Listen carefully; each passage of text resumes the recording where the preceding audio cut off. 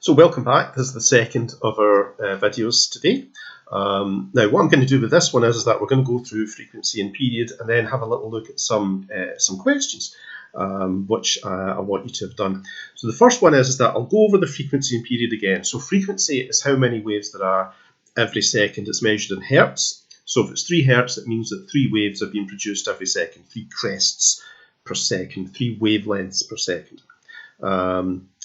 There's a formula for it, which is that the frequency is the number of waves divided by the time. But I want you to be able to use the two other formulas, which is the number of waves is the frequency times time, which is this one, and time is number of waves over frequency. We'll get to that as we go on. So frequency is very important to do with pitch, for example. So people can hear low notes and high notes, and the difference is in the frequency of the pitch. So a low note might be maybe 20 hertz, 20 cycles per second, 20 waves per second coming into your ear, whereas a high pitch note can go up to 10,000, 20,000 cycles per second, depending on what your age is as your hearing limit. So it's very important. And of course, you would tune into different frequencies on the radio. So the period, though, is the time taken for one wave to pass a particular point. So to do that, you would use a formula there, which is period is 1 over f, and we've covered that in the previous video. So what I want to do is I want to have a little look at the practice problems for you. So the first one is, if 10 waves pass a point in 2 seconds, what is the frequency? It's a very straightforward one, this. The frequency is the number of waves per second, so it's n over t. So it's 10 waves divided by 2 seconds, which is 5 hertz, 5 waves a second. So I've highlighted that in yellow. I don't quite know why the 2 is highlighted in yellow, but never mind. So the next one is a boy counts 24 waves hitting a beach in 4 minutes.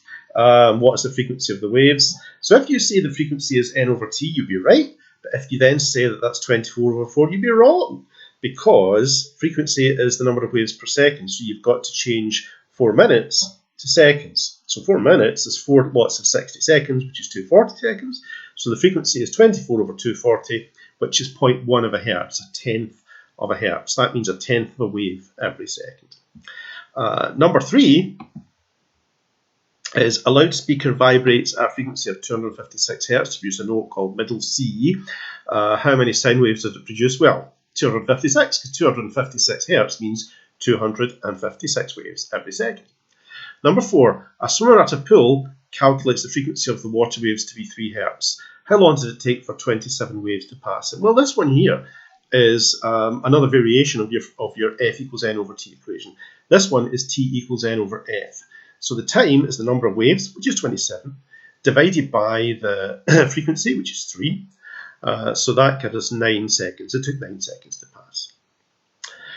Number 5, 10 waves pass a fixed point in 50 seconds. What's the frequency? And then how long would it take for 1 wave to pass? So first of all, what's the frequency? So frequency is number of waves over time, so it's 10 over 50, and that's 0.2 of a second. So how long would it take for 1 wave to pass? Well, that's the period. So the period is 1 over f, so it's 1 over 0.2, which is 5 seconds. Or you could just reason it out. You could say, well, wait a minute, 10 waves takes 50 seconds. This is for the second bit. 10 waves takes 50 seconds, so 1 wave is just going to take 5 seconds, 50 divided by 10. So that's how you do these. So hopefully that's helped you. I'll post another video up soon to do the rest of the first week's work, but hopefully that's been helpful for you. Thank you very much.